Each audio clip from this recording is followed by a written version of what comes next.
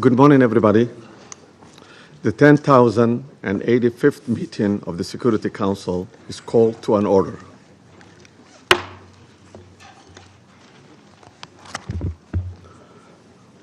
As this is the first formal meeting of the Security Council this year, I should like to extend my warm wishes on the new year to all members of the Security Council, the United Nations, and the Secretariat.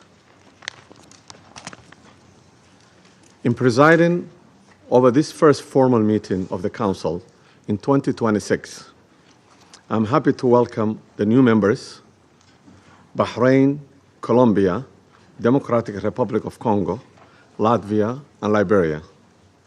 We look forward to their participation in the work of the Council. Their experience and wisdom will be invaluable assistance in the discharge of the Council's responsibility.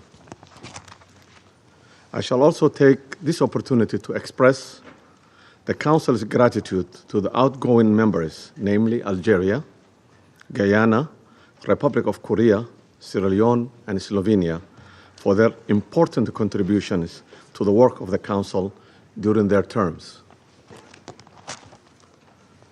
I shall also like to take this opportunity to pay tribute on behalf of the Council to His Excellency, Mr. Samuel Zobogar, a permanent representative of Slovenia, for his service as the President of the Council for the month of December.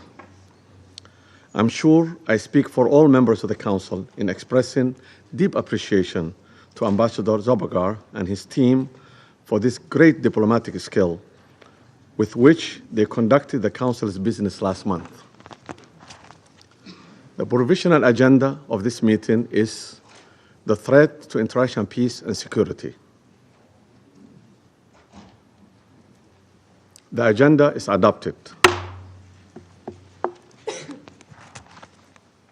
In accordance with Rule 37 of the Council's Provisional Rules of Procedure, I invite the representatives of Argentina, Brazil, Chile, Cuba, Eritrea, Islamic Republic of Iran, Mexico, Nicaragua, Paraguay, South Africa, Spain, Trinidad and Tobago, Uganda, and the Bolivarian Republic of Venezuela to participate in this meeting.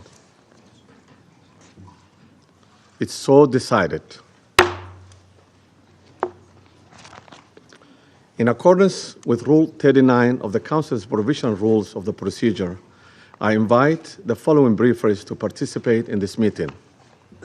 Ms. Rosemary DiCarlo, the Undersecretary General for the Political and Peace-Building Affairs. Mr. Jeffrey Sachs, President of UN Sustainable Development Solutions Network and Director of Center for Sustainable Development at Columbia University, and Ms. Mercedes de Freitas, Founder and Executive Director of Transparencia Venezuela. Is so decided. Security Council will now begin its consideration for item 2 of the agenda.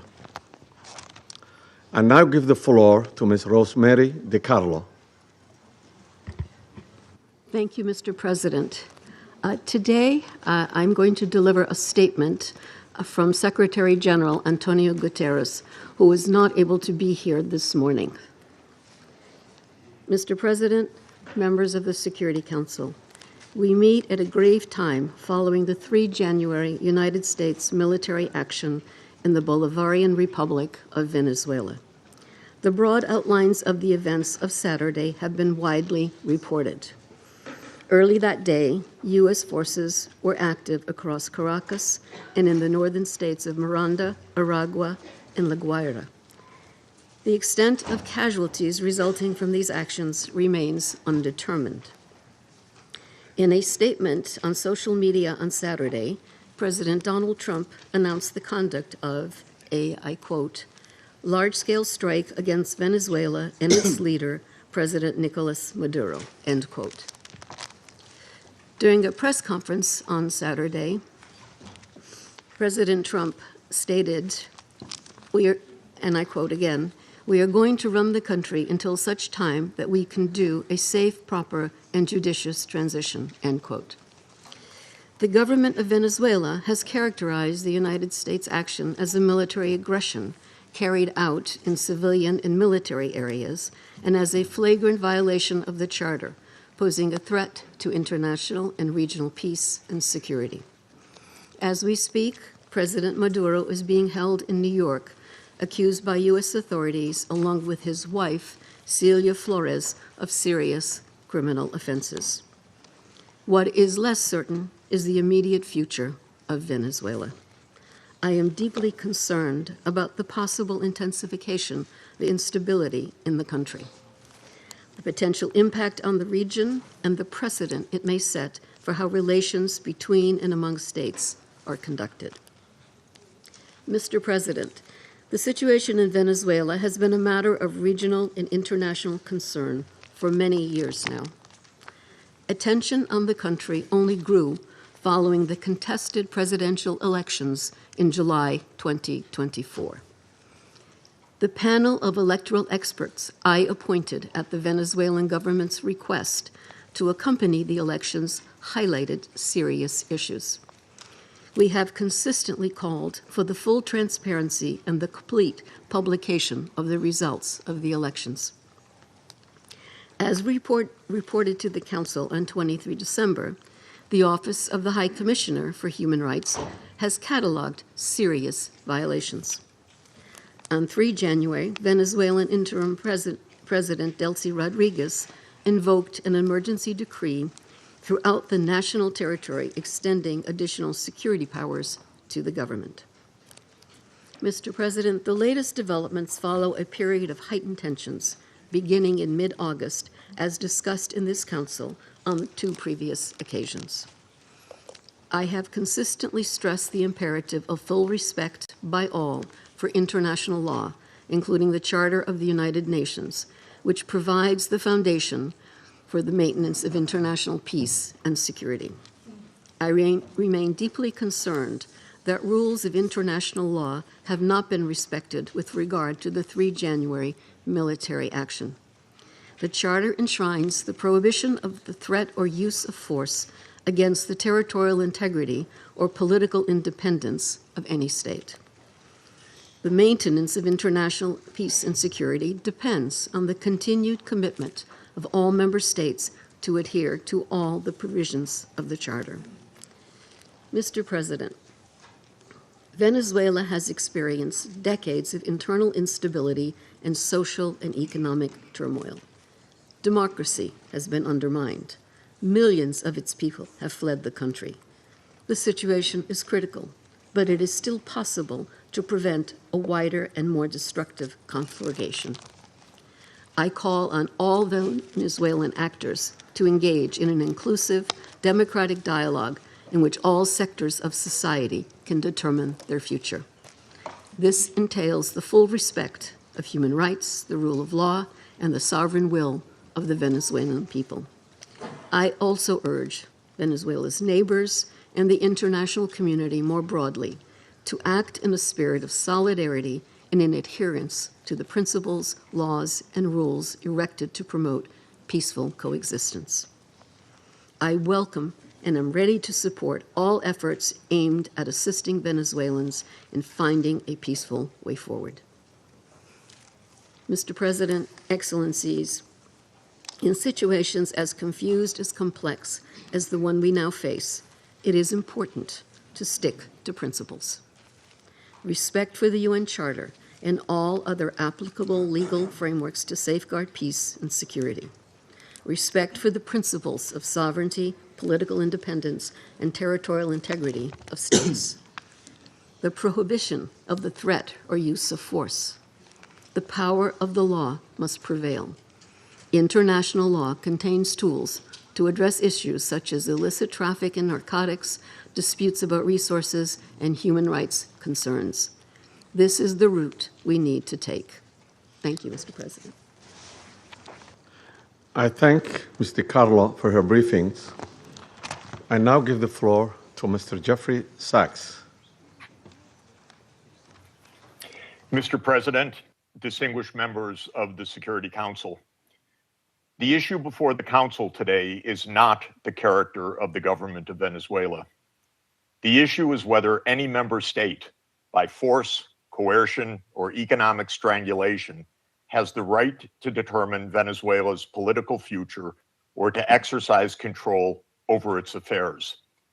This question goes directly to Article 2, Section 4 of the United Nations Charter, which prohibits the threat or use of force against the territorial integrity or political independence of any state. The Council must decide whether that prohibition is to be upheld or abandoned. Abandoning it would carry consequences of the gravest kind. Let me offer some background.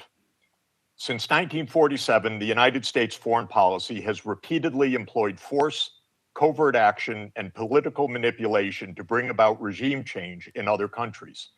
This is a matter of carefully documented historical record. In her book, Covert Regime Change, political scientist Lindsay O'Rourke documents 70 attempted U.S. regime change operations between 1947 and 1989 alone. These practices did not end with the Cold War. Since 1989, major United States regime change operations undertaken without authorization by the Security Council have included, among the most consequential, Iraq 2003, Libya 2011, Syria beginning in 2011, Honduras 2009, Ukraine 2014, and Venezuela from 2002 onward. The methods employed are well established and well documented.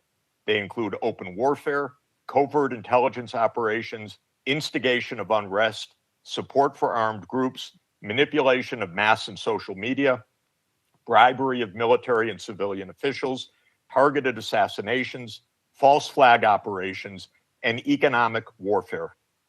These measures are illegal under the UN Charter, and they typically result in ongoing violence, lethal conflict, political instability, and deep suffering of the civilian population. The recent U.S. record with respect to Venezuela is also clear. In April 2002, the U.S. knew of and approved an attempted coup against the government.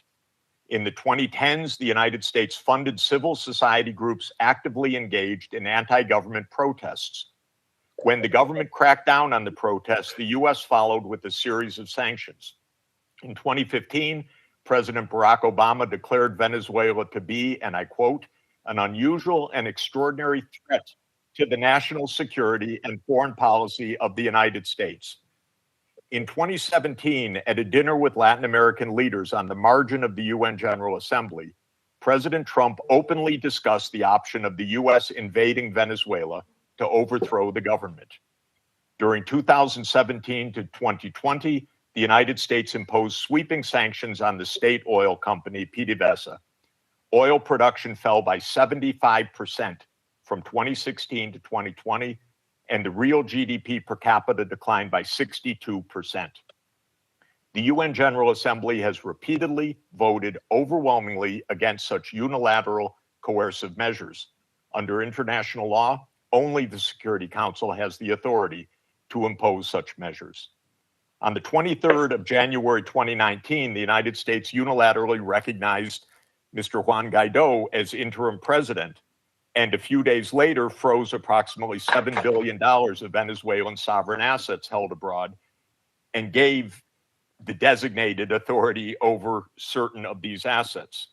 These actions form part of a continuous U.S. regime change effort spanning more than 2 decades.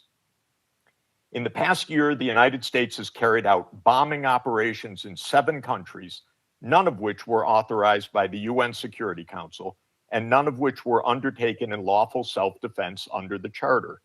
The targeted countries include Iran, Iraq, Nigeria, Somalia, Syria, Yemen, and now Venezuela. In the past month, President Trump has issued direct threats against 6 UN member states, including Colombia, Denmark, Iran, Mexico, Nigeria, and of course, Venezuela. Members of the Council are not called upon to judge Nicolas Maduro.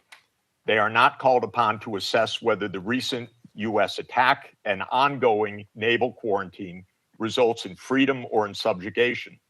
Members of the Council are called upon to defend international law, and specifically the UN Charter. The realist school of international relations, articulated most brilliantly by John Mearsheimer, accurately describes the condition of international anarchy as the tragedy of great power politics. Realism is therefore a description, not a solution for peace. Its own conclusion is that anarchy leads to tragedy. In the aftermath of World War I, the League of Nations was created to end the tragedy through the application of international law. Yet the world's leading nations failed to defend international law in the 1930s, leading to renewed global war. The United Nations emerged from that catastrophe as humanity's second great effort to place international law above international anarchy. In the words of the Charter, the UN was created, quote, to save succeeding generations from the scourge of war, which twice in our lifetime has brought untold sorrow to mankind. Given that we are in the nuclear age, failure cannot be repeated. Humanity would perish. There would be no third chance.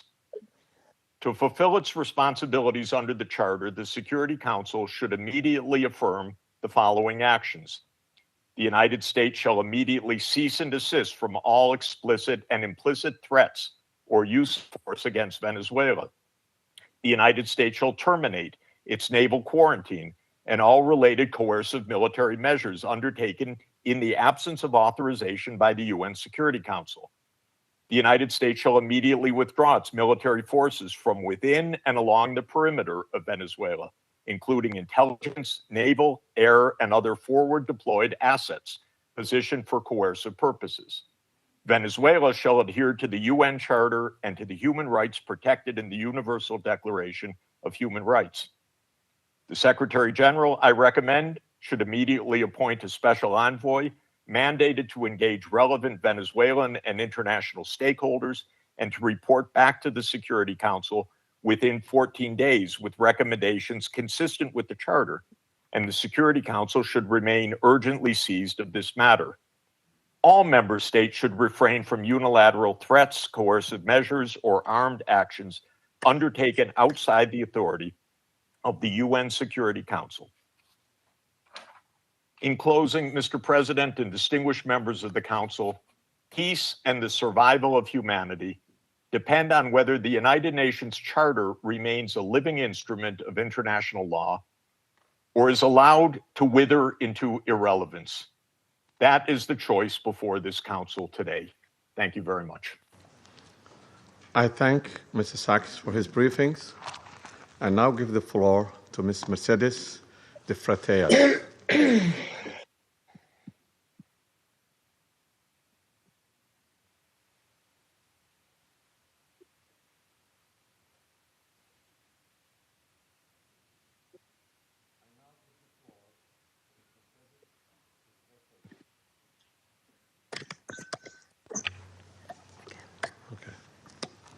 My apology. I now give the floor to Ms. Mercedes de Freitas. Good morning. I speak in Spanish. Please give the translation.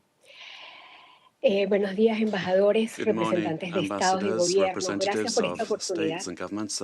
Thank you very much for giving me this opportunity to speak. Sí, sí, no me escuchan. Can you hear me? Aló, aló, ¿me Can you escuchan? hear me? ¿Me We can escuchan? hear you, Disculpa, yeah. ya estoy aquí. Excuse me. Yes, we can hear you. Good morning. I speak in Spanish. Buenos días, señores embajadores, Good morning, representantes de ambassadors, estados. representatives Gracias por esta of heads oportunidad of de state and presentar los government. resultados Thank de you investigaciones to desde Transparencia enable me to Venezuela tell you something about Transparency que he estado Venezuela, desarrollando para the work that we have been doing. para la He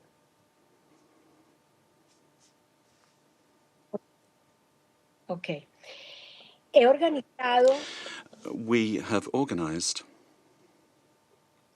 la información que voy a presentar I've en 5 puntos. I've organized some information I'm going to put forward to you in 5 points. Volumen.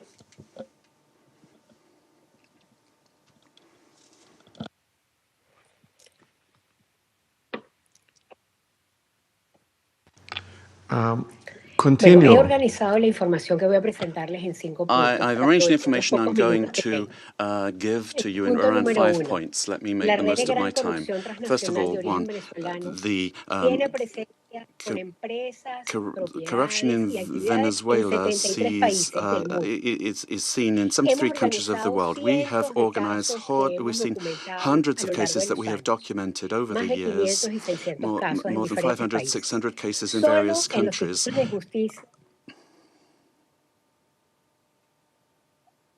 Continue. We can hear you. Go ahead. Continue.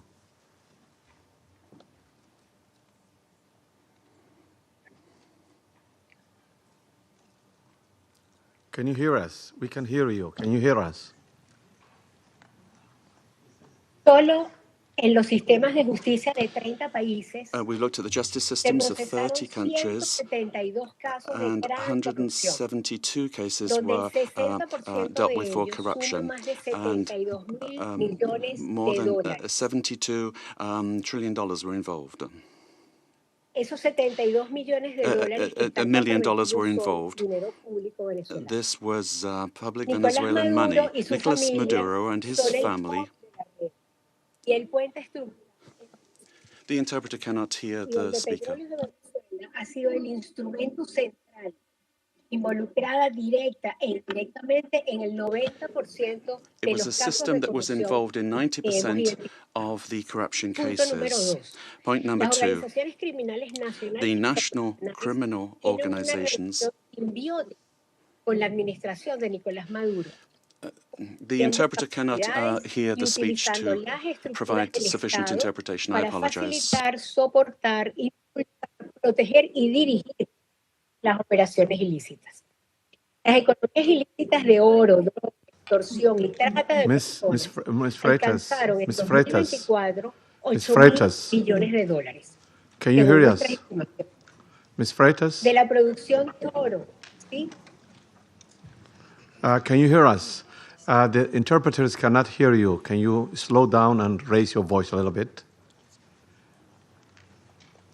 Hay un delay.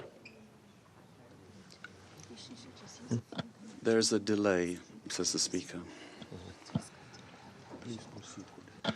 The problem the interpreter is having is with the quality of the sound, which is insufficient for interpretation. It's not the speed. Dígame. Sí, la oigo. La oigo con delay. I'm hearing you, but with a delay, says the Sí, la speaker. escucho. I can hear you, though. Okay. Please proceed now.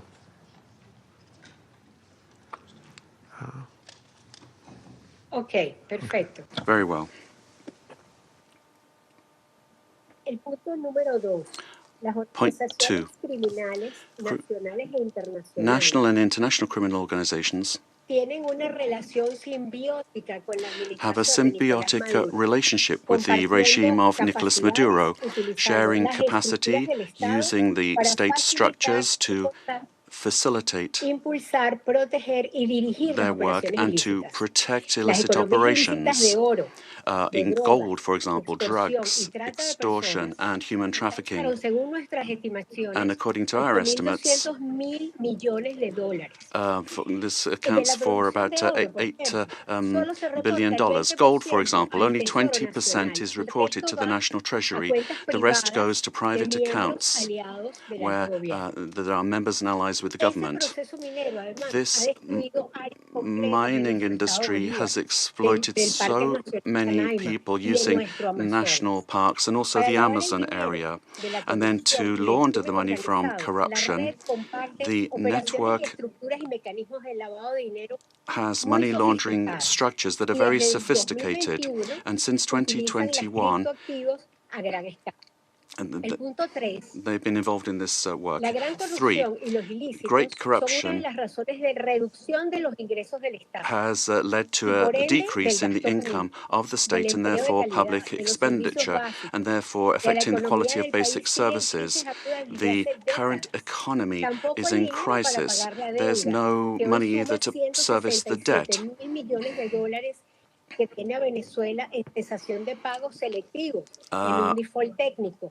Although Venezuela has been in technical default since 2017.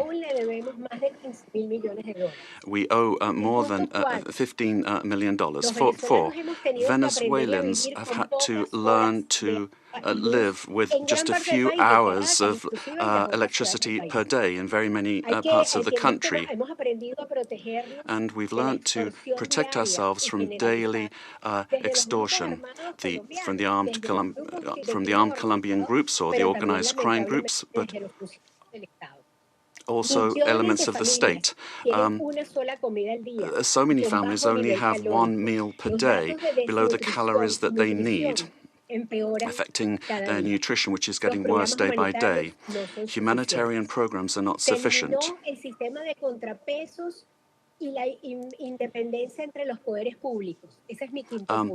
And then 5, there's no checks and balances between government departments. The government has captured all institutions, beginning with the justice institutions and also the oil company responsible for the majority of income for the country. In order to maintain control and the impunity of these illicit operations, a repressive system that's getting worse and worse is being applied. And today there are more than 1,000 political prisoners. At the end of the year, 26 people died during torture or because of a lack of medical care. The United Nations has documented many of these cases. We need a transparent state that is accountable, that will guarantee the rule of law and human rights, that will protect public goods for everyone without privilege, a system that's autonomous and independent. We need investment in building capacity that will enable us to have a dignified life. We must respect the will of the Venezuelan people to live in peace and democracy. And finally, a request to you. Freedom for all political prisoners in the country. Thank you very much. I thank to Ms. Freitas for her briefing. I now give the floor to those council members who wish to make statements. I give the floor to the representative of Colombia. Señor Presidente, Mr. President, Colombia would like to thank Somalia in your quality as President of the Security Council for having quickly responded to our request to convene this emergency meeting, as well as thanking China and Russia for their support for holding of this meeting. And we wish you, Mr. President, una exitosa gestión durante este mes de enero, a successful month managing the delicado work of the para la Council paz y la at a seguridad particularly internacional. delicate time for international peace and Asimismo, security. agradezco a la I'd also like to Secretaria General thank para Asuntos Políticos Undersecretary General y de for Political Consolidación Affairs de and Paz de las Peace Building Naciones of the United Unidas Nations y a los oradores and the invitados por invited sus briefers. We thank them all for their Esta es la primera intervención briefings. de Colombia This en is el the first time Consejo de Colombia is Seguridad taking the como floor in the miembro Security no Council as a permanente para el non-permanent periodo member for the 2026, period 2027. 2026-2027. Colombia asume esta Colombia responsabilidad is con taking on this profundo sentido de responsibility deber with y a lo deep hace. sense of duty, Desde el primer and día, we are going to do this from the first day, defending international law and the purposes and principles enshrined in the United Nations Charter. International peace and security, the peaceful settlement of disputes, the prohibition of the use of force, sovereign equality, respect for the territorial integrity and political independence of all states. Colombia condemns categorically the events that occurred in the early morning of the 3rd of January in Venezuela, where we saw multiple explosions and air activity over Caracas and other areas of the country as part of a military attack carried out by the United States, which included bombings of civilian and military infrastructure, creating panic amongst the population. All of this represents clear violations of the sovereignty, political independence, and the territorial integrity of Venezuela. There is no justification whatsoever under any circumstances for the unilateral use of force to commit an act of aggression. Such actions constitute a serious violation of international law and the United Nations Charter, including the prohibition on the use or the threat of the use of force, the principle of the respect for sovereignty and the full authority of states over their territory, including their natural resources, the territorial integrity of states, and the principles of collective defense, particularly when they directly endanger the population and civilian assets. Defending these principles is not an option. Indeed, it's a common obligation that we have in order to preserve international peace and security. We need to remember that the provisions of the Charter allow for the use of force only under exceptional circumstances, in legitimate defense in the face of an armed attack, or when there is an express authorization by this Council in accordance with Chapter 7. And even in those cases, this does not amount to assuming political control of another state. In this regard, we reject any unilateral military action, any act that could worsen the situation or endanger the civilian population. And we would call for a de-escalation and non-resort to the use of force, which endangers people finding themselves in this delicate situation. They must be the absolute priority. We have learned from our experience that the civilian population is always the one that pays the highest price in armed conflict.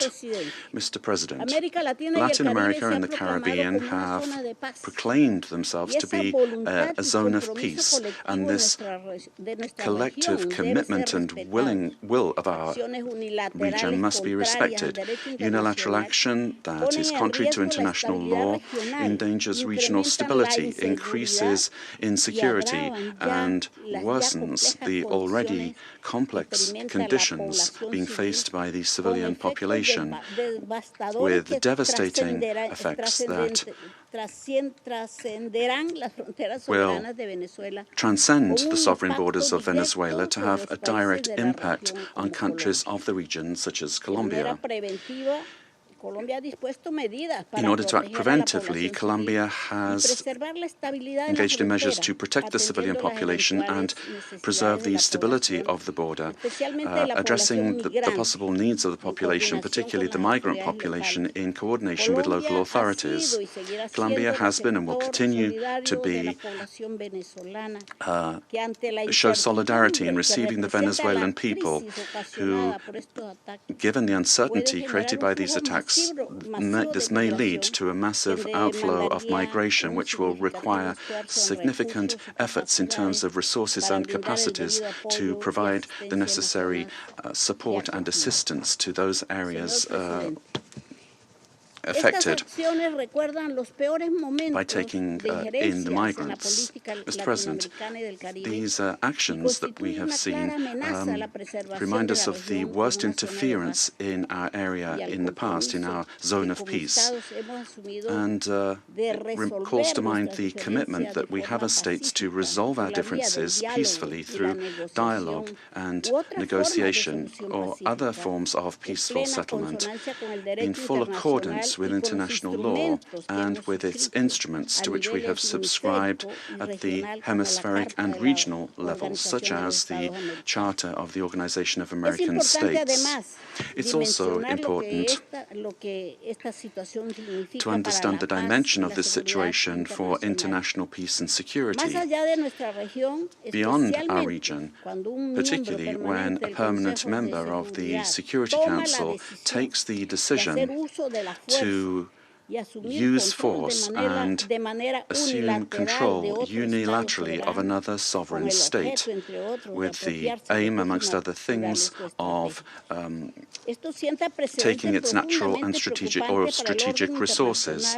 This is very worrisome for the international community, the international order that was established after the Second World War, and flagrantly violates international law and is in clear contradiction with the United Nations Charter and the very goal for which this council was created. If a country, and particularly a country that is a permanent member of this council, disregards international law that we designed in San Francisco, what then is the role of this council, and where are the foundations for international peace and security? We are accepting that the law and the interests of the strongest prevail over multilateralism and over agreements that we have forged with dialogue and diplomacy in this very chamber.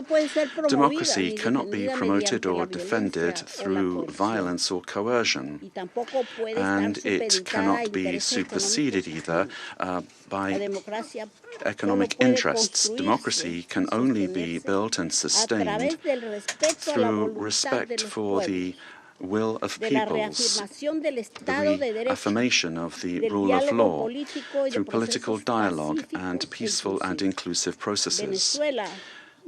Venezuela deserves to live in peace, in democracy, prosperity, and dignity, with a government that is defined in sovereignty by no one else than the Venezuelan people and their institutions. This is why Colombia has reiterated its call to open up paths for democracy in Venezuela through specific popular decisions being taken.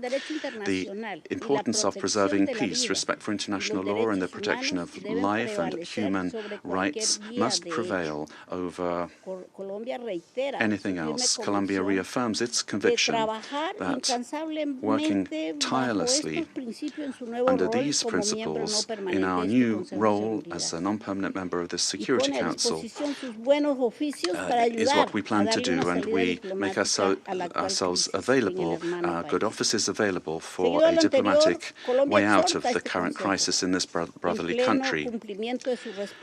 We will meet our responsibility, primary responsibility, to maintain international peace and security. And given the seriousness of the events, we will continue to pay attention to this issue.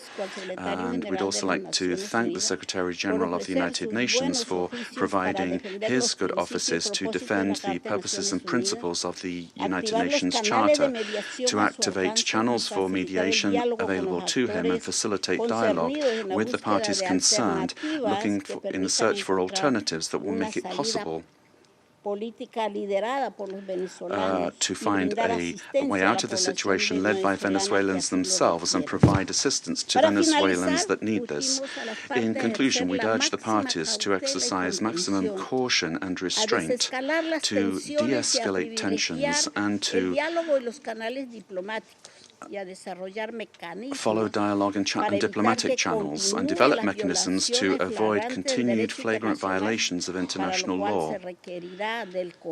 This will require the help of the United Nations and of regional organizations. Thank you very much, Mr. President. I thank the representative of Colombia for her statement, and now give the floor to the representative of Russian Federation.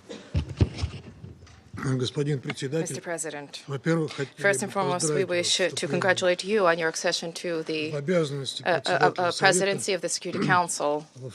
And second, we wish to welcome the newly elected members of the Security Council. The beginning of this new year shocked all of those throughout the world who cherished the hope that respect for international law and non-intervention in domestic affairs of other states, as well as a reliance upon diplomacy and seeking of compromise, became key principles in the work of the new U.S. administration. The assault against the leader of Venezuela, compounded by the deaths of dozens of Venezuelan and Cuban citizens, in the eyes of many, has become a harbinger of a turn back to the era of lawlessness and U.S. domination by force, chaos, and lawlessness, which continues to afflict dozens of states in various regions of the world. There is no and can be no justification for the crimes cynically perpetrated by the United States in Caracas. We firmly condemn the U.S. act of armed aggression against Venezuela in breach of all international legal norms. In connection with the confirmed reports about the presence of the abducted president of Venezuela, Nicolas Maduro, and his spouse in the United States, today, as we are aware, they are in New York, we call upon, corrects the Speaker, the U.S. leadership to immediately release the legitimately elected president of an independent state and his spouse. Any problems existing or conflict between the United States and Venezuela need to be resolved through dialogue. And this is precisely what is enshrined in the UN Charter, the purposes and the principles of which a number of states in recent years have begun to apply selectively, depending upon the political landscape. Today, we are reaping the consequences of their recklessness and selectivity in matters related to respect for the norms of international law, which were linked to the so-called rules-based world order. Here is your rules-based world order in all of its glory, which is horrifying even the staunchest Atlanticists. Mr. President, we extend our firm solidarity with the people of Venezuela in the face of the external aggression. We firmly support and completely support the policy of the Bolivarian government, which is geared towards protection of their national interests and the sovereignty of the country. Washington's aggressive acts have already been condemned by many states and multilateral associations, including the Non-Aligned Movement, the African Union, as well as a group of friends in defense of the Charter of the United Nations. We hope that the international banditry will immediately be met with objective and comprehensive assessment at the international legal level with United Nations, universal mechanisms, and other multilateral formats being brought to bear. This process must not be impacted by the recognition or non-recognition by any given states or groups of states of the legitimacy of Nicolas Maduro. For this reason, unintelligible murmurings and attempts to avoid principled assessments by those who, in other circumstances, froth at the mouth and demand that others respect the UN Charter, today seem particularly hypocritical and unseemly. We hope you will recognize this, and we hope that you will abandon double standards and that you will not attempt to justify such an egregious act of aggression due to a fear of angering the American global gendarme, which is attempting to once again rear its head. We are particularly appalled by the unparalleled cynicism with which Washington did not even attempt to conceal the true aims of its criminal operation, namely the establishment of unbridled control over Venezuela's natural resources and the assertion of their hegemonical ambitions in Latin America.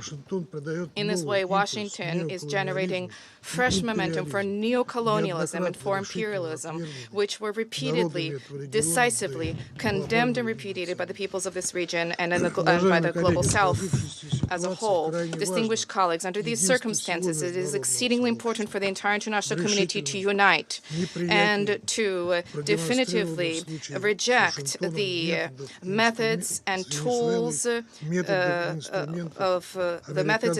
U.S. military foreign policy, which have been demonstrated in the case of Venezuela. This is the only way it is possible to compel Washington to revisit and to abandon their dangerous misconceptions. As we stated during previous meetings on Venezuela, the bell now tolls across the region, ringing for every country of the Western Hemisphere. The bell is ringing for all UN member states and for the future of the organization itself. Failing to hear this call today is tantamount to projecting cowardice and the lack of principle, essentially blessing ongoing encroachments of international law and rejecting civilized international conduct as a whole.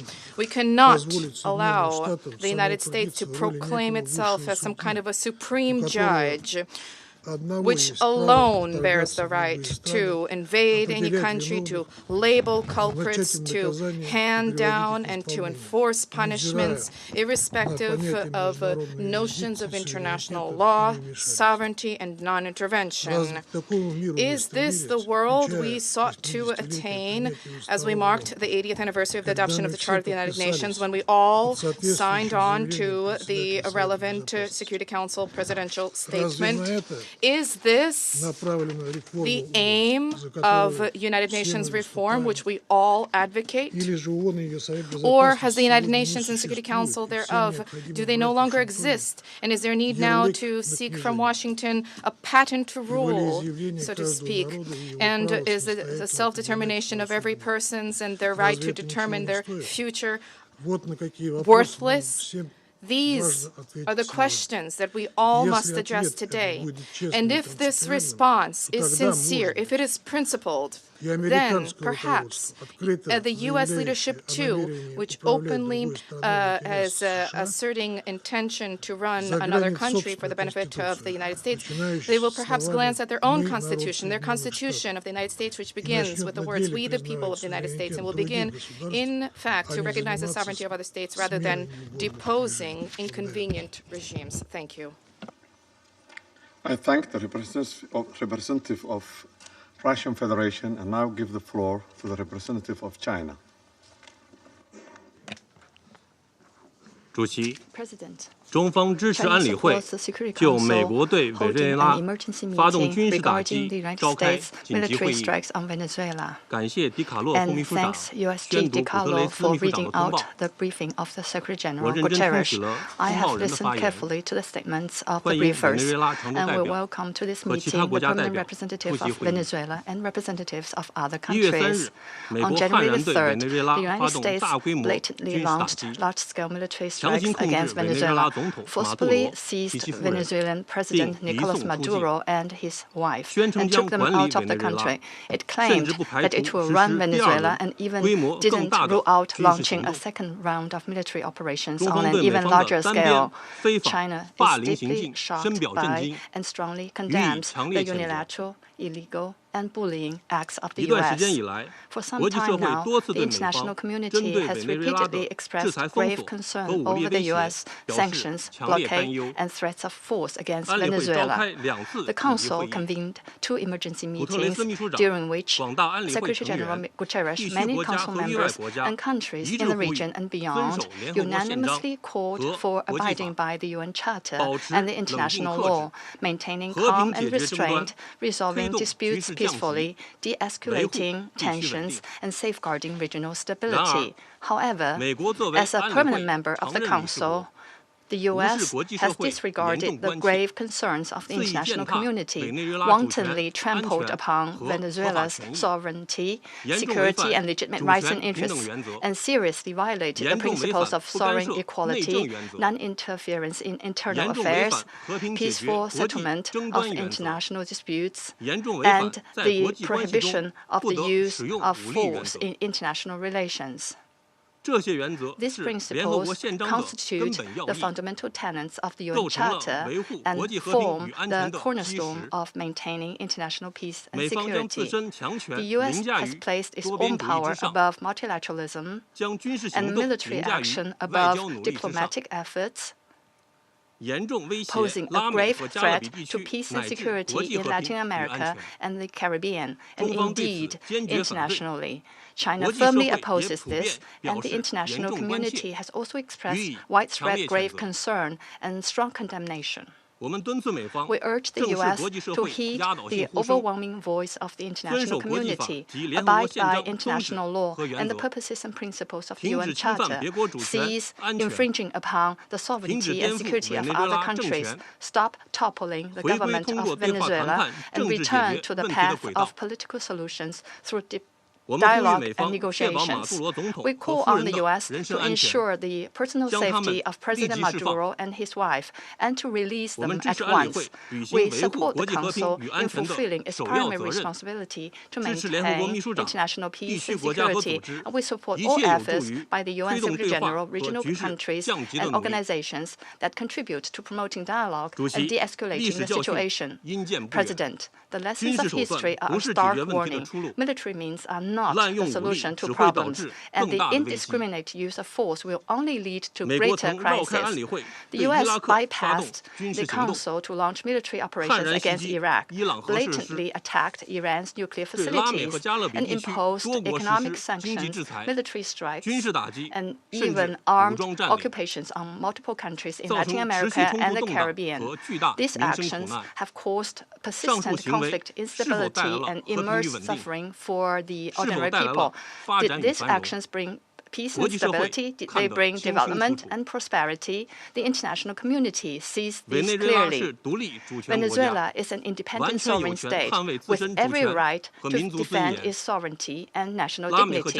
Countries in Latin America and the Caribbean are important forces in maintaining world peace and stability and promoting global development and prosperity, and they have every right to independently choose their development paths and partners. No country can act as the world's police, nor can any state presume to be the international judge. China firmly supports the government and people of Venezuela in safeguarding their sovereignty, security, and legitimate rights and interests.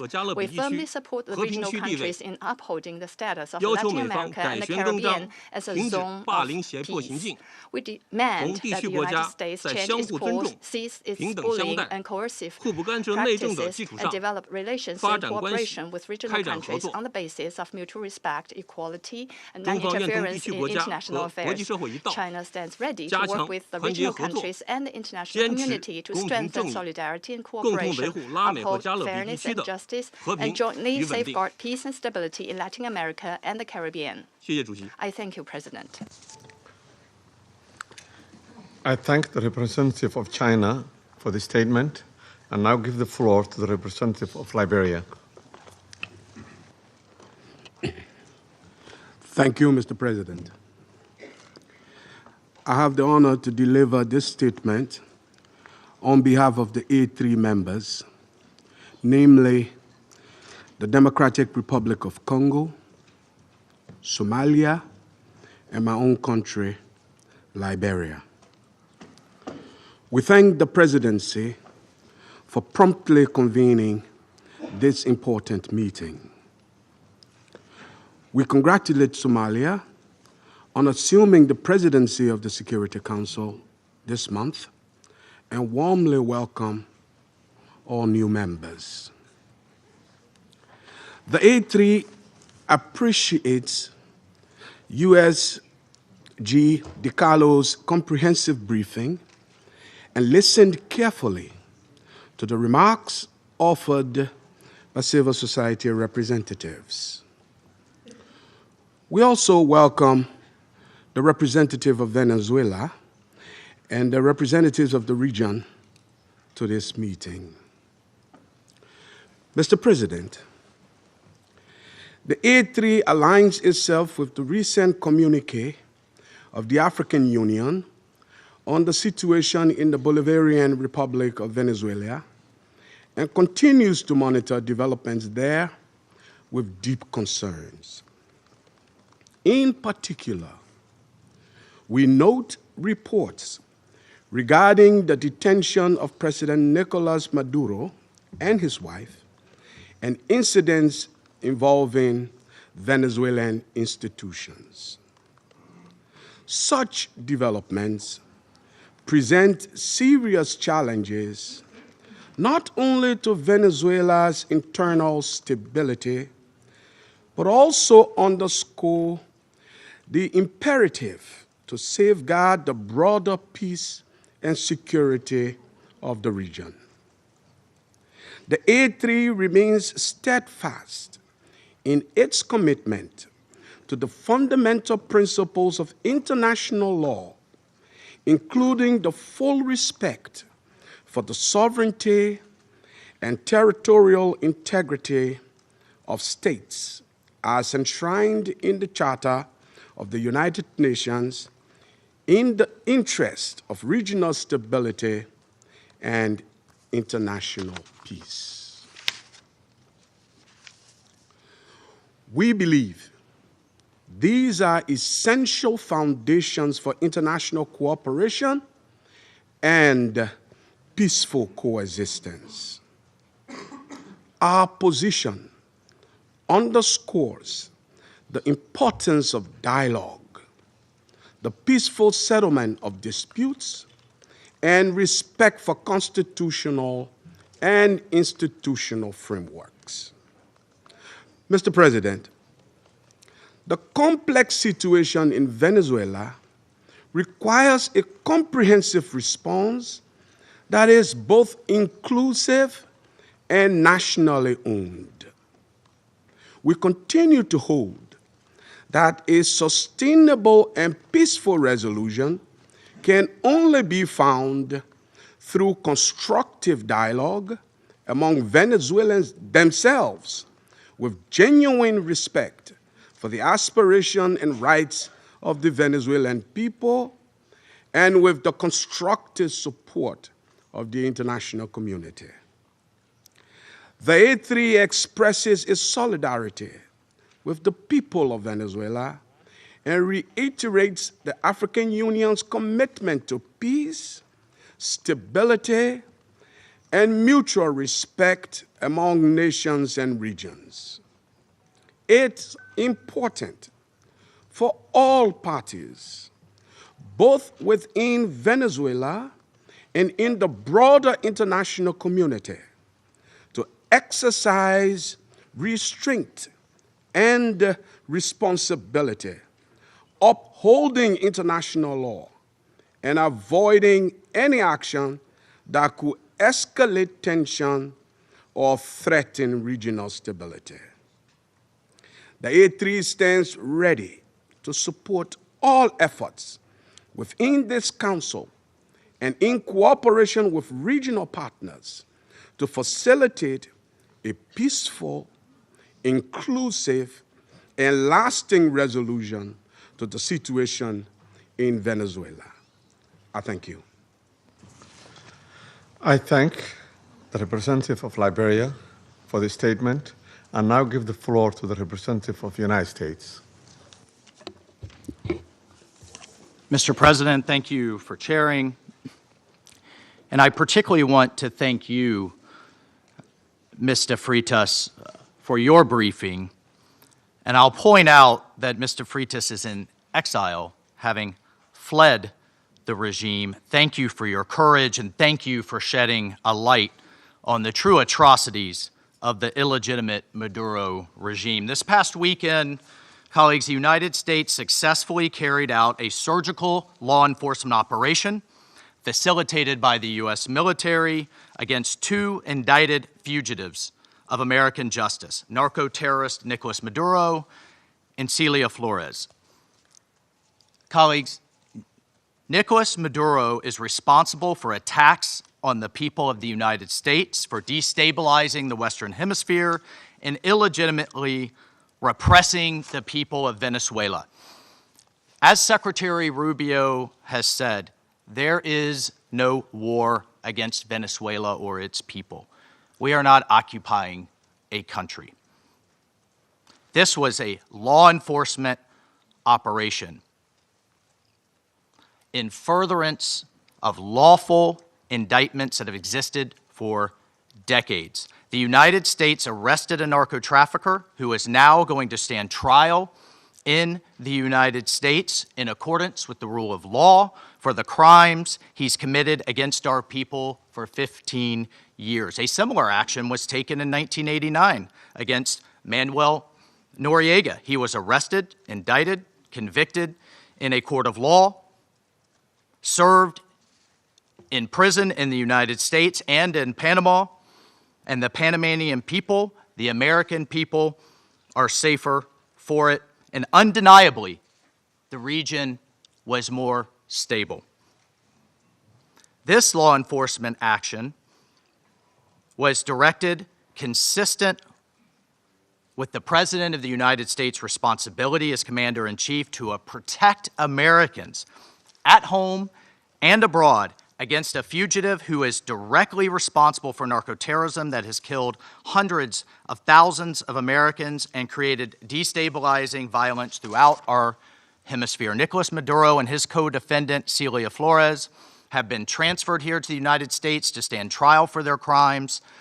Maduro was indicted by a grand jury in the Southern District of New York and faces very serious criminal charges for his involvement in a wide-ranging conspiracy to conduct narco-terrorism, to traffic cocaine and other drugs, and conducting international weapons trafficking. The overwhelming evidence of his crimes will be presented openly in U.S. court proceedings. Colleagues, Maduro is not just an indicted drug trafficker.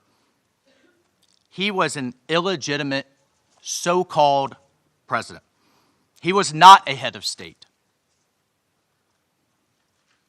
For years, Maduro and his cronies have manipulated Venezuela's electoral system, to maintain their illegitimate grip on power. In fact, just 2 years ago in 2024, a UN panel of experts report found that the election in that year was absolutely and completely a farce and fell well short of the most basic transparency and integrity measures essential to upholding credible elections. If the UN and the United Nations in this body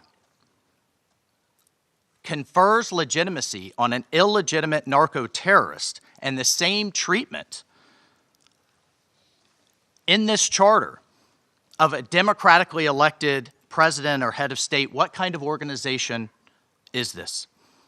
We should note that over 50 countries, many nations, including the European Union, including a number of Latin American countries in the region, and of course the United States, again, over 50 countries rejected the legitimacy of Maduro's re-election following the disputed 2024 elections and do not recognize him as Venezuela's legitimately elected president.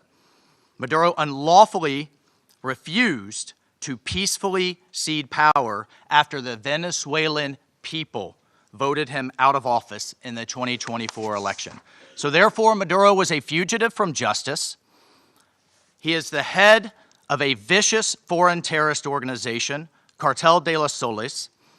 This regime-sponsored enterprise coordinates with and relies on other vicious criminal organizations, namely Tren de Aragua, again, among others, to carry out its objective of using illegal narcotics as a weapon against the United States. And for its part, Tren de Aragua is a designated foreign terrorist organization with thousands of members, many of whom have unlawfully infiltrated the United States and are conducting irregular warfare and undertaking hostile actions against the American people and against the United States. It's terrorizing criminals commit brutal crimes, including murders, kidnappings, extortions, and human, drug, and weapons trafficking. This administration, President Trump, will not stand for it. In fact, in March of 2025, President Trump declared that Tren de Aragua is quote, Tren de Aragua is undertaking hostile actions and conducting irregular warfare against the territory of the United States, both directly and at the direction, clandestine or otherwise, of the Maduro regime in Venezuela. Maduro and his cronies have partnered with some of the most violent and prolific drug traffickers and narco-terrorists in the world for decades, facilitating the flood of illegal drugs coming in the United States, estimated to be several hundred tons annually. He has become rich, incredibly wealthy, off the misery of untold numbers of Americans, Venezuelans, and others, aiding and abetting international terrorist organizations like Hezbollah, coordinating with corrupt Iranian officials, and other malign actors to influence not only the region, but to malignly influence the United States. In fact, in its own 2025 World Drug Report, the United Nations Office on Drugs and Crime identified Venezuela as a key trafficking route in the Western Hemisphere for illegal drugs, predominantly cocaine, entering the United States and increasingly Europe. As Secretary Rubio stated just yesterday, this is the Western Hemisphere. This is where we live. And we're not going to allow the Western Hemisphere to be used as a base of operation for our nation's adversaries and competitors and rivals of the United States. You can't turn Venezuela into the operating hub for Iran, for Hezbollah, for gangs, for Cuban intelligence agents, and other malign actors that control that country. You cannot continue to have the largest energy reserves in the world under the control of adversaries of the United States, under the control of illegitimate leaders, and not benefiting the people of Venezuela, and stolen by a handful of oligarchs inside of Venezuela. But it doesn't stop there. Numerous UN and international human rights organizations have issued reports documenting serious human rights abuses by the Maduro regime, including reports of extrajudicial killings, political prisoners, torture, and arbitrary and unlawful detentions. In fact, over 8 million Venezuelans have fled the country, destabilizing their neighbors in the region and creating the world's largest refugee crisis. Members of this council, colleagues, the United States wants a better future for Venezuela. We believe a better future for the people of Venezuela and for the people of the region and the world is stabilizing the region and making the neighborhood that we live in a much better and safer place. And this is why millions of Venezuelans that have fled this brutal regime are celebrating and cheering around the world as this body pontificates, including those celebrating are including in my home state of Florida, where hundreds of thousands of Venezuelans have fled this regime's brutality. I want to reiterate, President Trump gave diplomacy a chance. He offered Maduro multiple off-ramps. He tried to de-escalate. Maduro refused to take them.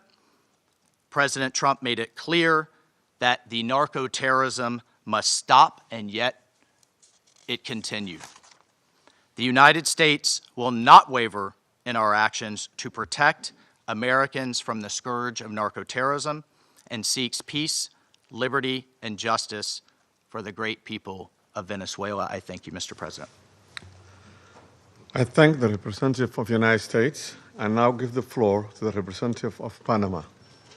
Gracias, señor presidente. Thank you, Mr. President. Extendemos la más cordial bienvenida. I'd like to extend a warm welcome to the representatives of Bahrain, Colombia, Liberia, Latvia, and the Democratic Republic of Congo, and who have joined the Security Council as elected members and who are joining us today in the chamber. And we congratulate Somalia on assuming the presidency of the Security Council this month. I'd like to thank the Secretary General for Political Affairs, Rosemarie DiCarlo, for her detailed report representing Secretary General Antonio Guterres. She's briefed us on the situation under discussion today. We're also very grateful for the very valuable presentations by Mr. Jeffrey Sachs and Ms. Mercedes de Freitas. In this context, the Republic of Panama would like to refer to the situation that has taken place in the territory of the Bolivarian Republic of Venezuela, which is of concern due to its possible impact on peace and regional stability. However, in the light of the unfortunate reality of the facts that we've seen, we now need to turn our attention constructively towards the future of Venezuela. However, it's important to point out that in terms of a constant principle of our foreign policy, Panama would like to reiterate our unfailing commitment to multilateralism, to the sovereignty of states, and to the unrestricted respect for international law, especially the principles enshrined in the United Nations Charter, including non-intervention, respect for territorial integrity, and the prohibition of the use of force. This is mentioned in Article 2 of the United Nations Charter. These principles are and they continue to be the indispensable framework for the peaceful coexistence between nations. Panama also believes it's necessary to highlight that the situation Venezuela is facing is unfolding in an environment marked by the disregard for the will of its people, as well as by a sustained erosion of democratic institutions. In this regard, Panama reiterates that it does not and will not recognize the authoritarian and illegitimate regime that has held Venezuelan men and women hostage, plunged them into one of the gravest political, social, humanitarian, and security crises in our region. Unfortunately, we have witnessed how the situation has gradually deteriorated under the regime, especially over the last year, with increased systemic erosion of democracy, the hollowing out of institutions, and the rise of authoritarian and repressive practices, which have contributed to an unfortunate outcome and therefore cannot be ignored by the international community. In particular, it is essential to call for the unconditional release of persons detained for political reasons. Many of them have been deprived of their liberty merely for raising their voices in a context in which dissent is not tolerated. From this moment on, we must demand that all political prisoners that the regime continues to hold hostage, Venezuelans and foreigners alike, be released without delay. Their physical well-being and safety must be guaranteed. Likewise, freedom of expression and the unequivocal respect for human rights must be immediately ensured. In this context, Panama underscores that its position does not stem solely from a principled democratic solidarity, but also from direct impact. A Panamanian citizen, Mr. Olmedo Núñez, remains arbitrarily detained in Venezuela without formal charges, without due process, without full access to a defense, and without effective consular guarantees. Added to this is the human impact of a multidimensional crisis that has forced around 9 million Venezuelans, men and women, to leave their homes, compelled to live in displacement and vulnerability as a consequence of the institutional and social collapse generated by the regime. A crisis that has had significant regional repercussions, reflected both in the irregular migration flows from south to north of a significant number of Venezuelan nationals, as well as reverse migration movements, including also a lot of Venezuelans, the effects of which are felt particularly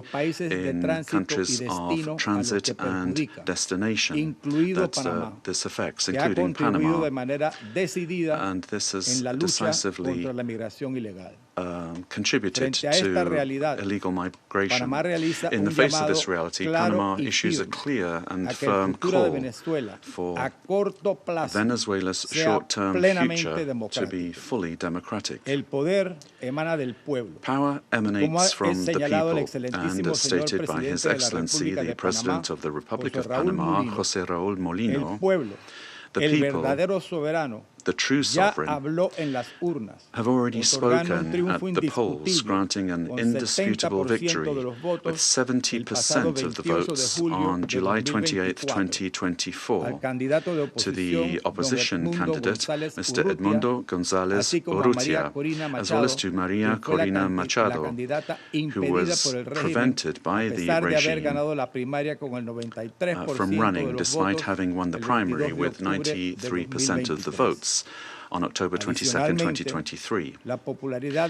Additionally, the popularity of both has increased in recent months, including among police and military sectors. The elected government has the teams and work programs ready to be implemented immediately, guaranteeing an orderly transition that provides the rule of law, respect for human rights, and confidence.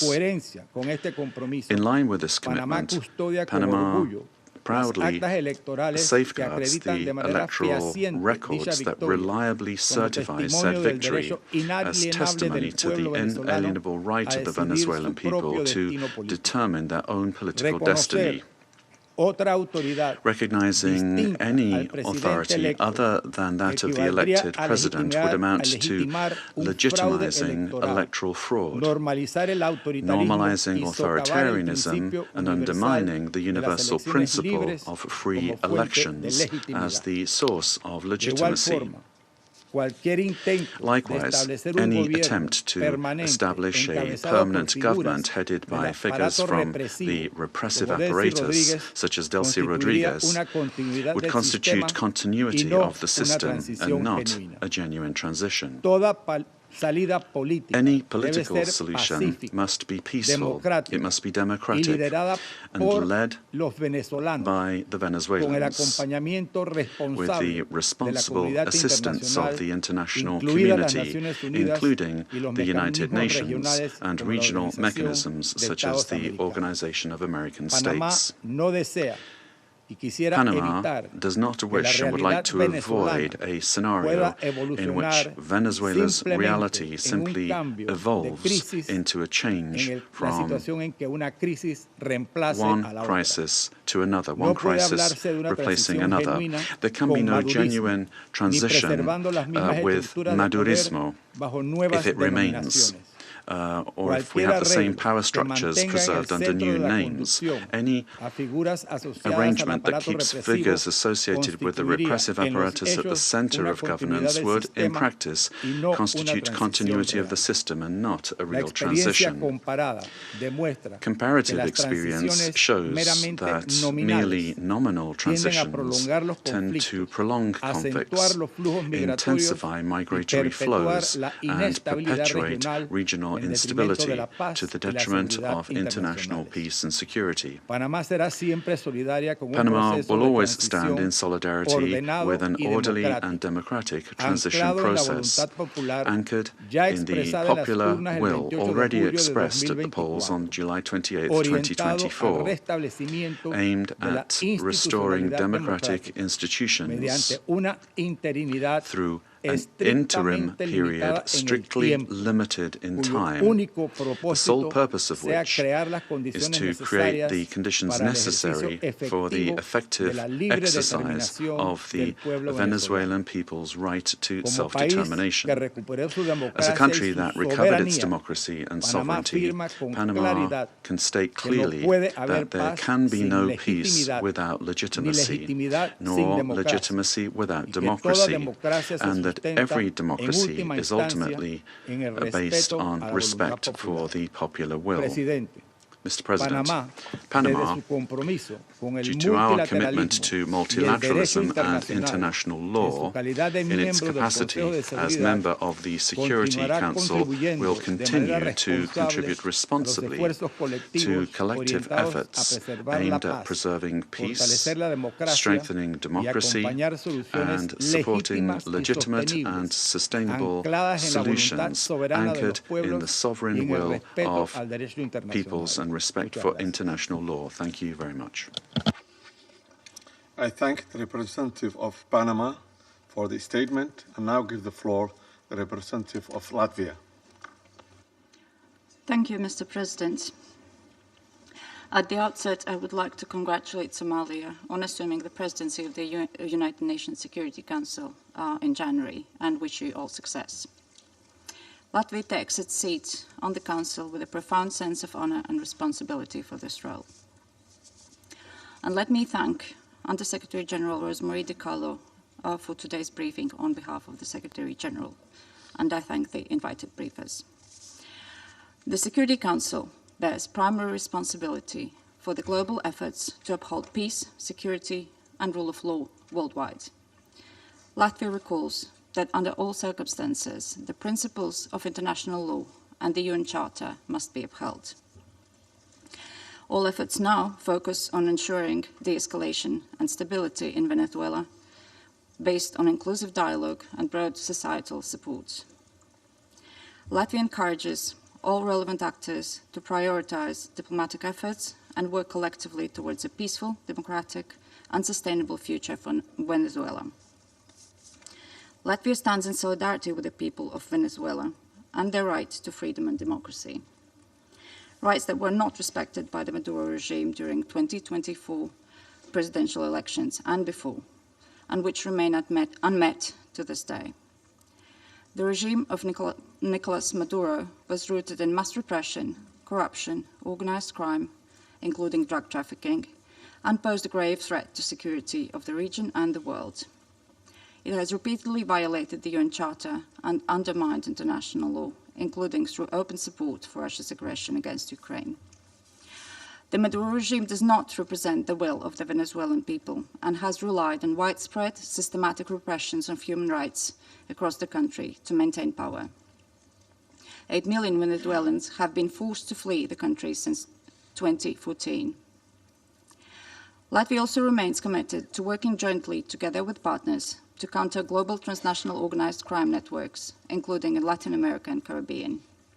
Such criminal activities place the lives of countless people at grave risk, particularly women and children. Addressing these challenges requires sustained cooperation in full respect of international law. Latvia continues to closely monitor the situation in Venezuela and stands prepared to continue working with its partners to support a peaceful, democratic, and just transition that reflects the aspirations of the Venezuelan people. And I thank you. I thank the representative of Latvia for her statement and now give the floor to the representative of Denmark. Thank you, Mr. President. And let me also thank Undersecretary General Tikalo for her briefing on behalf of the Secretary General. We also listened carefully to the briefing by Ms. de Freitas and Mr. Sachs. Mr. President, Denmark joins the Secretary General in expressing deep concern over the evolving situation in Venezuela. Since this Council met to discuss the situation 2 weeks ago, we have seen a drastic escalation culminating in a large-scale military operation on January 3rd. At our last meeting, Denmark urged all actors to strictly adhere to international law and to de-escalate tensions and exercise the necessary restraint. Today, we echo the Secretary General in his concern regarding the worrying implications of this military action. Independent of the situation in Venezuela, these developments constitute a dangerous precedent. International law and the UN Charter, as a pillar of the international security architecture, must be respected by all states. Denmark recalls the foundational principle of international law that forbids states from threatening or using force against another state's territorial integrity and political independence. This imperative is enshrined in Article 2, Paragraph 4 of the UN Charter. Members of the UN Security Council have a special responsibility to uphold these principles. The principles of sovereignty, political independence, and territorial integrity must be respected. The inviolability of borders is not up for negotiation. These are universal, sacrosanct principles enshrined in international law. They apply everywhere. Mr. President, once again, Denmark calls on all parties to urgently de-escalate tensions that could threaten peace and stability in the region and beyond. International disputes should be settled by peaceful means, as stated in the UN Charter. We further call on all parties to exercise maximum restraint and to engage in dialogue and diplomacy. Denmark takes note of official statements from the United States government stating that the military operations are to combat drug trafficking and stem the illicit flow of illegal narcotics. Denmark shares the priority of combating organized crime and drug trafficking, while reiterating that counter-narcotic efforts, as all other efforts, must be conducted in strict accordance with international law, including the fundamental rules and principles of the UN Charter. Mr. President, against this backdrop, Denmark wishes to recall our solidarity with the people of Venezuela. Denmark does not recognize Nicolas Maduro as the legitimate president of Venezuela, following the lack of transparency and integrity in the 2024 presidential elections, which failed to meet basic democratic standards. In Maduro's attempts to cling to power, his authoritarian regime grew increasingly oppressive. His regime bears responsibility for widespread and systematic violations of human rights against his fellow citizens, and he should be held accountable. The victims of the Maduro regime's alleged crimes against humanity have to be heard. The Venezuelan people have a right to democracy and self-determination exercised through peaceful, inclusive, and credible democratic processes, free from fear of political persecution, intimidation, or repression, and external political interference. This includes the rights of Venezuelans alone to determine their political, economic, and social future, without coercion, pressure, or manipulation by external actors. No state should seek to influence political outcomes in Venezuela through the use or threat of force or through other means inconsistent with international law. Venezuela's future can be decided only by the Venezuelans. We call on all parties and stakeholders to come together for a negotiated and peaceful transition to democratic rule in a process led by and owned by Venezuelans. At this critical and uncertain time, it is imperative that all parties fully respect human rights and international law. Denmark remains committed to supporting Venezuela and the aspirations of its people on its path to lasting political stability. I thank you. I thank the representative of Denmark for her statement, and now give the floor to the representative of the United Kingdom. Thank you, President. I congratulate Somalia on the assumption of the presidency of the Council for the month of January. And I thank our briefers for their remarks. Colleagues, the Venezuelan people have suffered for years. This Council now meets at a pivotal moment for Venezuela's future. Maduro's actions created extreme levels of poverty, violent repression, and failing basic services. His regime's rule precipitated a displacement crisis affecting the whole region. The United Kingdom has long been clear that Maduro's claim to power was fraudulent. To date, Venezuela's National Electoral Council has failed to publish the full results of the July 2024 presidential elections, and independent domestic and international reports also observed significant irregularities and a lack of transparency. President, the United Kingdom wants to see a safe and peaceful transition to a legitimate government that reflects the will of the Venezuelan people. They deserve a government which reflects their vote at the ballot box and delivers a more stable, prosperous future for all Venezuelans.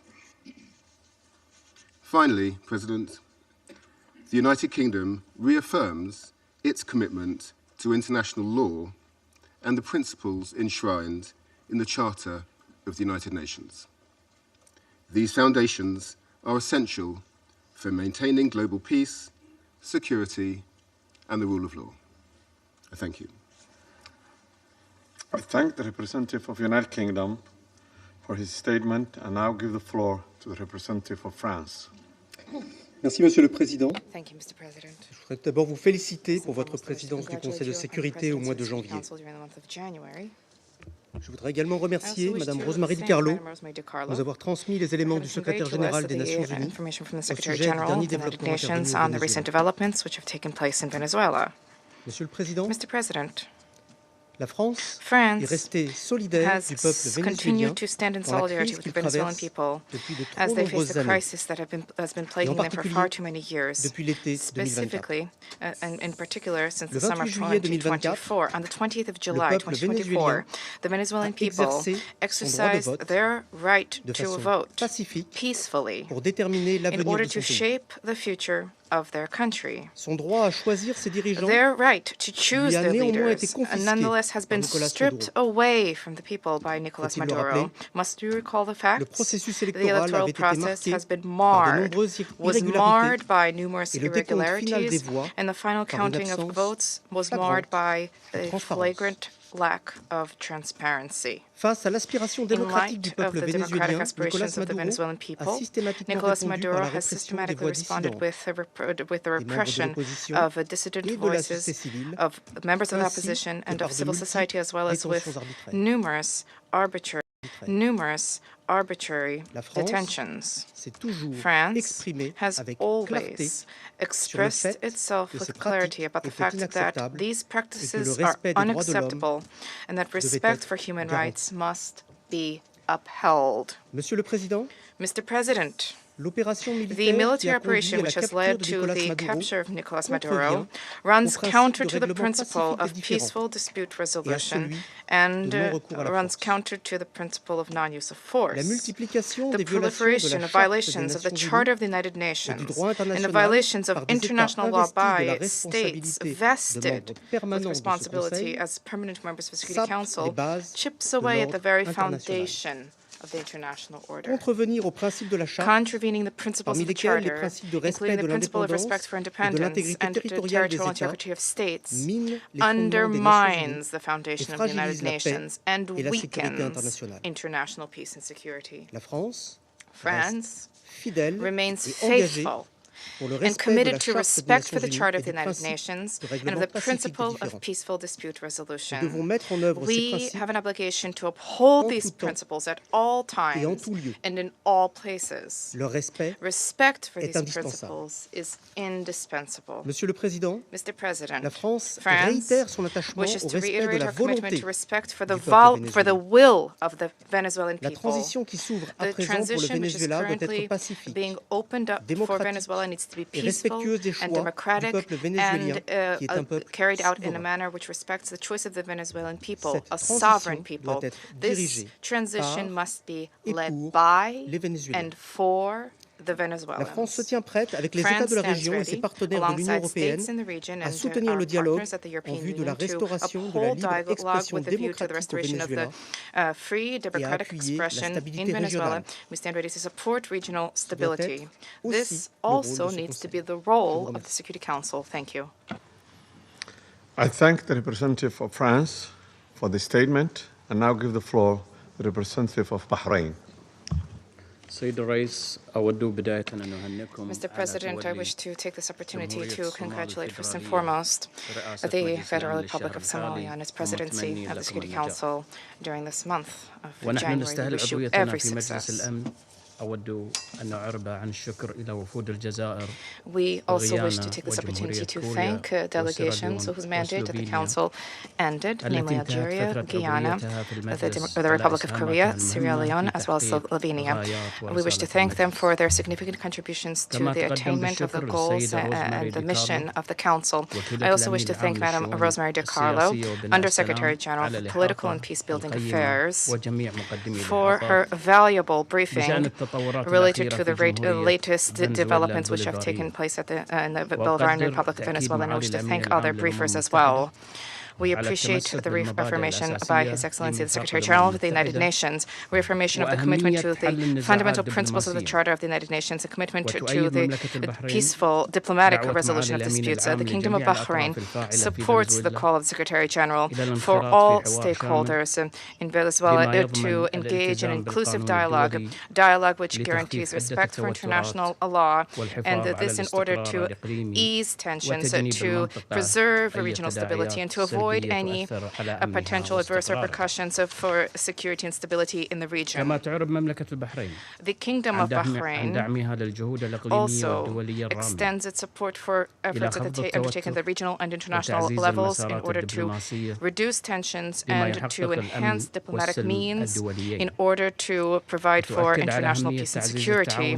The Kingdom stresses the importance of the promotion of international cooperation in order to support all regional and international efforts which are geared towards combating international organized crime, trafficking in drugs, as well as scourges which are related to this. This undermines the stability of societies, undermines achievement of sustainable development. Therefore, these issues need to be dealt with in accordance with international relevant conventions. By way of conclusion, the Kingdom of Bahrain reaffirms our support for regional and international efforts to achieve a political, lasting solution in the Bolivarian Republic of Venezuela. This needs to be achieved through regional cooperation and with respect for national sovereignty. The goal is to provide for security and stability in Venezuela, to avoid risks of conflict and division, to protect civil peace, and to contribute to the preservation of regional security and stability, as well as international peace and security. Thank you, Mr. President. I thank the representative of Bahrain for the statement and now give the floor to the representative of Pakistan. Thank you, Mr. President. Allow me to begin by congratulating Somalia this month and assuring you of my delegation's full support and cooperation. We welcome the new members joining the Council. I thank Undersecretary General Rosemary DiCarlo for reading out the remarks of the Secretary General and the valuable briefing. We also take note of the views shared by Mr. Jeffrey Sachs and Ms. Mercedes de Freitas. I welcome the participation of the permanent representative of Venezuela alongside the representatives of other countries from the region and beyond in the meeting. Mr. President, Pakistan views the recent developments in Venezuela with profound concern. In a world already beset by multiple crises, escalating tensions and instability in the Caribbean do not augur well for regional and international peace and security. The UN Charter enjoins us to refrain from the threat or use of force against the territorial integrity or political independence of any state. The UN Charter also binds member states to sovereign equality, non-interference in the internal affairs of others, and settlement of international disputes by peaceful means. Unilateral military action contravenes these sacrosanct principles and the doctrine of sovereign immunity. Such actions set dangerous precedents that risk eroding the foundations of the global legal framework. They also fuel instability, which, as history has shown time and again, can lead to unpredictable and uncontrollable outcomes for years to come. Mr. President, at this critical juncture, the path forward must be one of dialogue and diplomacy. Durable solutions to political differences can only be found through peaceful means, with full respect for the will of the Venezuelan people, free from any external interference. We hope that Latin American and the Caribbean region, as a zone of peace, will remain free from conflict and confrontation and continue its march towards enhanced regional cooperation and improved prosperity for the people. We urge all parties to exercise maximum restraint, de-escalate tensions, pursue peaceful coexistence, refrain from any actions that could exacerbate the volatile situation, and engage in dialogue, including by utilizing the sincere offers of mediation. The good offices of the Secretary General also always remain available for that purpose. Lastly, Mr. President, I affirm Pakistan's commitment to contributing constructively to the discharge of the Security Council's primary responsibility for addressing the threat to international peace and security by diffusing tensions, promoting pacific settlement, and upholding respect for international law and the UN Charter. Peace and stability of Venezuela and the welfare and prosperity of its people, with full ownership, must be the overriding objective of all efforts. I thank you. I thank the representative of Pakistan for the statement and now give the floor to the representative of Greece.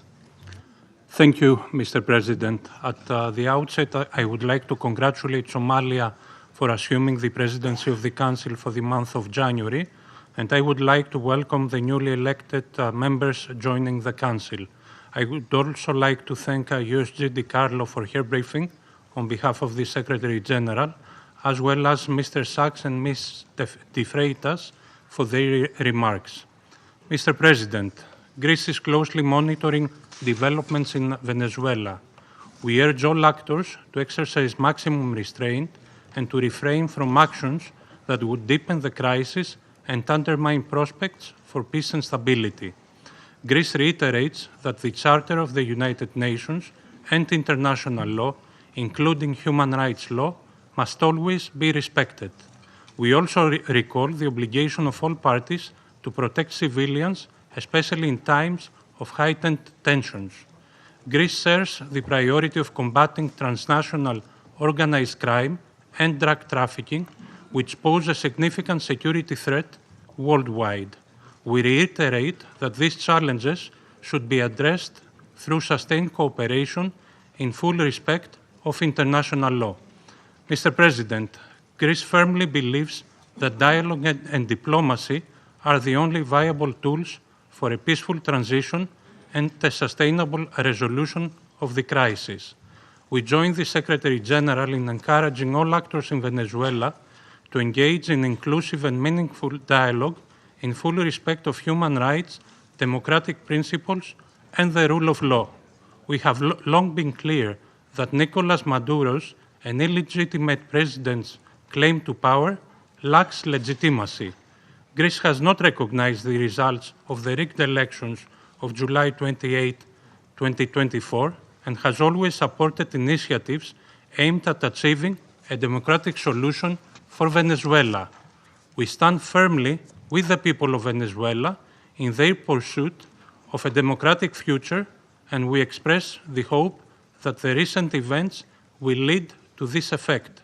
The voices of all Venezuelans need to be heard, and they deserve governance that reflects their will through peaceful and inclusive processes.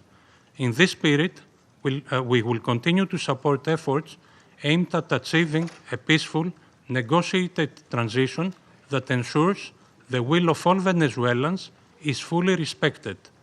Greece stands ready to support all regional and international efforts aimed at the peaceful resolution of the crisis in line with the Charter of the United Nations and international law. I thank you. I thank the representative of Greece for this statement and now give the floor to the representative of Bolivarian Republic of Venezuela. Muchas gracias, señor presidente. Thank you very much, Mr. President. Antes de abordar el fondo de Before nuestra coming intervención, to the substance of our statement necesario today, realizar una precisión de I carácter think we institucional. need to make an institutional Observamos con clarification. que se We intente note with presentar concern ante este Consejo de that Seguridad an attempt is being como una made supuesta to representante de present la to sociedad the civil Security a Council una persona cuya a trayectoria supposed pública ha estado representative marcada of por el civil society, financiamiento a sostenido person whose de public gobiernos career extranjeros y trajectory bears the corporaciones hallmarks transnacionales. of sustained funding from Están foreign las pruebas governments para quien quiera and verlo. transnational Por años. corporations. This has Así been the como case por su for years, participación en as well procesos as de participation in desestabilización processes política y of promoción political de rupturas destabilization institucionales and en the su promotion propio of país. institutional breakdown El uso in her own instrumental de esta country. figura The para instrumental legitimar use narrativas de of this person to confrontación, legitimize justificar el narratives uso of de la confrontation, fuerza justify o the use of minimizar force, violaciones del or derecho minimize violations of internacional international no law contribuye does a not los contribute propósitos de in este any Consejo way to the ni al purposes of this fortalecimiento del Council or to multilateralismo. the strengthening of Por el multilateralism. contrario, erosiona On the la contrary, credibilidad de los it erodes debates the credibility y distorsiona of la the naturaleza de debates este and órgano, distorts the Security llamado a preservar la Council's paz y la seguridad mandate internacional. entrusted with the maintenance of Ahora sí entro en international materia. peace and security. Señor presidente, el 3 de enero del Mr. President, 2026 on January 3rd, constituye una fecha de profunda gravedad January 3rd, 2026 is a date of no solo para profound Venezuela, sino historical para el sistema significance, internacional en not su only for conjunto. Venezuela, but for the Ese international día la system as a República whole. Bolivariana de Venezuela On fue that objeto day, de un the ataque Bolivarian armado Republic of Venezuela ilegítimo, was the target of carente de an toda illegitimate justificación armed jurídica attack, lacking por any parte del legal gobierno de los justification Estados by Unidos the de government América, of the United States que of incluyó America, which bombardeos sobre su included territorio, bombing of our la territory, pérdida the de loss vidas of civiles y civilian militares, and military la lives, destrucción de the destruction infraestructura of civilian civilian infrastructure, essential infrastructure, and the kidnapping of the constitutional president of the Republic, Nicolas Maduro Moros, and the First Lady Celia Flores. Venezuela comes before this Council today with a deep conviction that international peace can only be sustained if international law is respected without exception, without double standards, and without selective interpretations. The events of January 3rd constitute a flagrant violation of the UN Charter, perpetrated by the US government, in particular the principal violation of the principle of sovereign equality of states, of the absolute prohibition of the use or threat of use of force against the territorial integrity or political independence of any state, as enshrined in Article 2, Paragraph 4. And a violation of the duty to settle disputes by peaceful means. Similarly, these acts also seriously violate the Geneva Conventions and its protocols, as indiscriminate attacks were carried out against the civilian population and assets. International human rights law has also been violated, particularly the right to life, personal integrity, and security. Of particular seriousness is the kidnapping of the President of the Republic by the government of the United States of America, which constitutes a direct violation of an essential norm of the international legal order, namely the personal immunity of heads of state in office. This immunity is not an individual privilege. It is an institutional guarantee that protects the sovereignty of states and the stability of the international system. Its disregard not only affects Venezuela, but also sets an extremely dangerous precedent for all states represented in this chamber, regardless of their size, power, or alliances. Mr. President, General Assembly Resolution 3314 clearly defines as an act of aggression the bombing of the territory of one state by the armed forces of another state, as well as the invasion or occupation, even without formal annexation. The events we are denouncing here unequivocally fit this definition.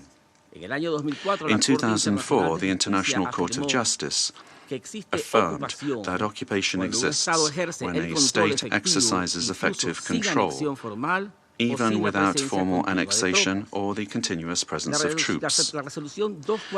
Security Council Resolution 242, for its part, emphasizes that the acquisition of territory by force is inadmissible, while General Assembly Resolution 2625 establishes that the territory of a state shall not be subject to military occupation as a result of the use of force in contravention of the UN Charter. Allowing such acts to go without an effective answer would amount to normalizing the replacement of law by might, while eroding the very foundations of the collective security system.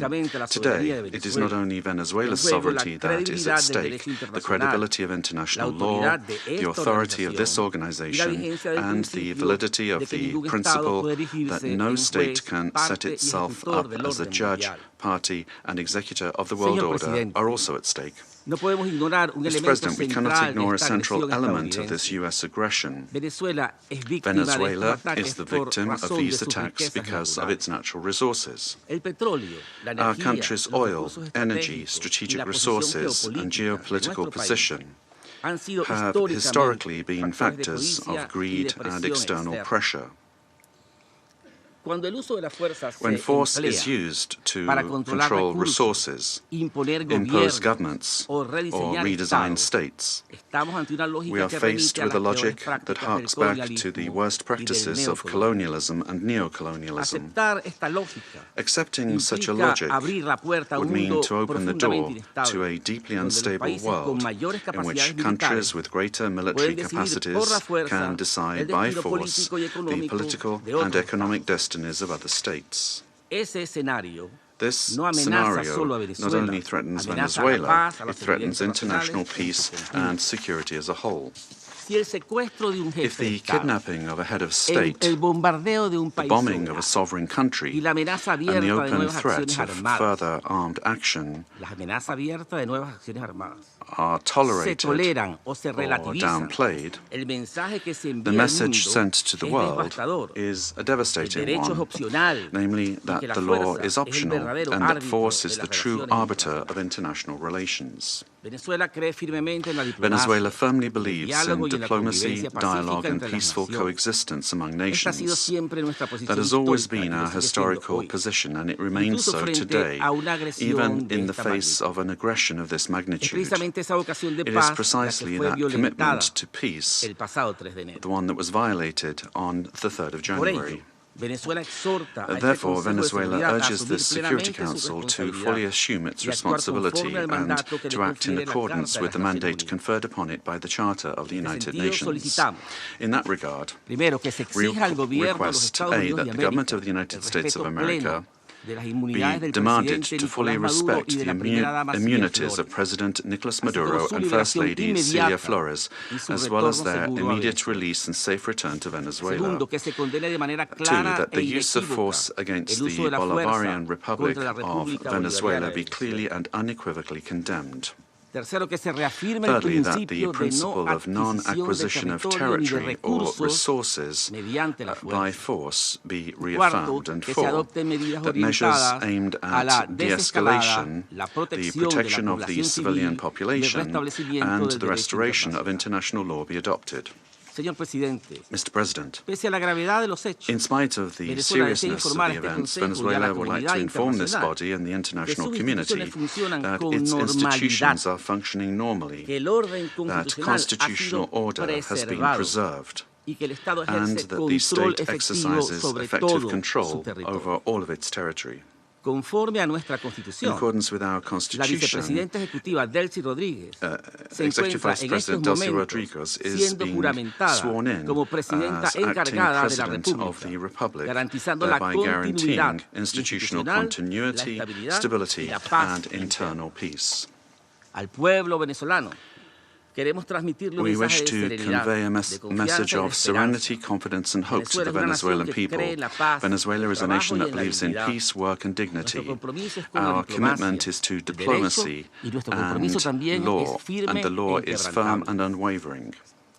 We defend our sovereignty without renouncing our values. We bet on dialogue without accepting imposition. We believe in a future of coexistence, development, and mutual respect among nations. We trust that the Security Council will rise to the historic moment facing humanity and choose the path of legality, collective responsibility, and peace. Thank you very much, Mr. President. I thank the representative of the Bolivarian Republic of Venezuela and now give the floor to the representative of Argentina. Buenos días y muchas gracias, good morning, señor presidente. And thank you very much, Mr. President. Señor presidente, Mr. President, el gobierno de la República the government of the Argentine Republic values the decision and determination demonstrated by the President of the United States of America and by his government in the recent actions taken in Venezuela that resulted in the capture of the dictator Nicolas Maduro, leader of the Cartel of the Suns, declared a terrorist organization by Argentina in 2025. The same year in which Argentina also declared the Tren de Aragua a terrorist organization. The Argentine Republic trusts that these events represent a decisive step forward against narco-terrorism that affects the region and at the same time open a stage that will allow the Venezuelan people to fully recover democracy, the rule of law, and respect for human rights in accordance with the principles of international law, and put an end to the oppression exercised for years by the authoritarian regime that plunged the Venezuelan people into poverty and forced 8 million Venezuelans to have to flee their country. Mr. President, the illegitimate regime of Nicolas Maduro has not only constituted a direct threat to Venezuelan citizens through the systematic violation of human rights, the appropriation of the country's resources, and the destruction of democratic institutions, but also also to the entire region by leading and exporting its networks of drug trafficking and organized crime. Since the inauguration of President Javier Milei, Argentina has been clear and consistent in its position regarding this situation. We have unequivocally denounced the lack of freedoms and the serious human rights violations, and we have actively contributed with determination and responsibility to international efforts aimed at the return of democracy in Venezuela. In March 2024, when others opted for inaction or ambiguity, Argentina granted diplomatic asylum to 6 Venezuelan opposition leaders, assuming an enormous challenge for our representation in Caracas. Subsequently, after denouncing the fraudulent nature of the result announced in the 28 July 2024 elections and recognizing Edmundo González Urrutia as president-elect, Argentina was expelled from Venezuela. Our embassy, where the asylum seekers remained, was subject to a permanent siege. Despite these pressures, the Argentine Republic maintained its unwavering conviction to continue denouncing the situation in Venezuela and to act in every available international forum so that Venezuela could once again embrace freedom and democracy.